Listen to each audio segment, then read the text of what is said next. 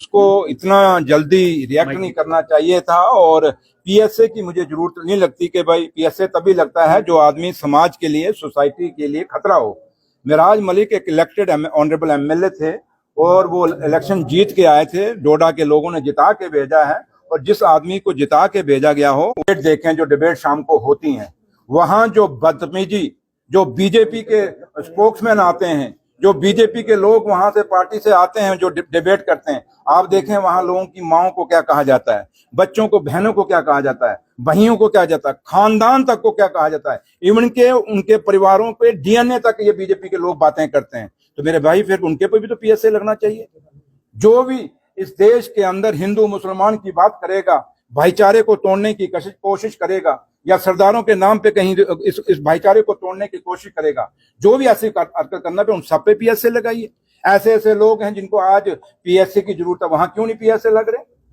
इसलिए ये सवाल बहुत बड़ा है। और ये पीएसए नहीं है महाराज मलिक पे, बल्कि ये हिंदुस्तान की डेमोक्रेसी के ऊपर पीएसए लगा है। लेकिन अभी भी मौका है।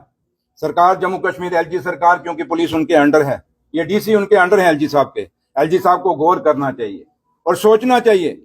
अगर महराज मलिक ने कोई गलत बोला है तो एक सिंपल एफआईआर भी लग सकती थी। पीएसए जितना बड़ा स्टेप लेने की जरूरत नहीं थी। और रातों रात उसको भद्रवाह से लेके फिर कठुआ तक आप लेके आए। ये कौन सा, वो क्या क्रिमिनल है? क्या वो देशद्रोही है? क्या उसने कोई कत्ल किया है? क्या उसने कोई मिलिटेंट अटैक किया है? ऐसे तो आप कभी मिलिटेंट को भी लेके नहीं जाते आप।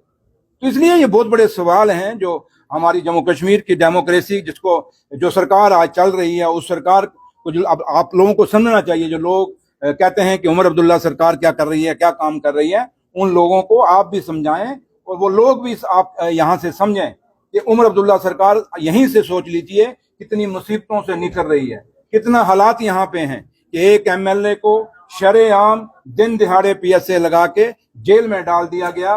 तो आप क्या उम्मीद करते हैं कि जम्मू कश्मीर में क्या एक डेमोक्रेटिक चुनी हुई सरकार की कहीं कदर है? एक चुने हुए लोगों का मैंडेट जो आया है, उस मैंडेट की कदर क्या यहाँ एलजी सरकार के पास है?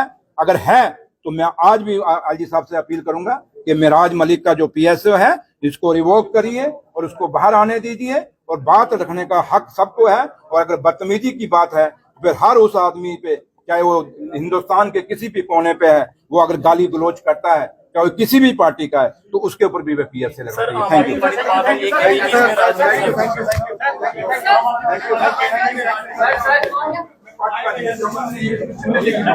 यू।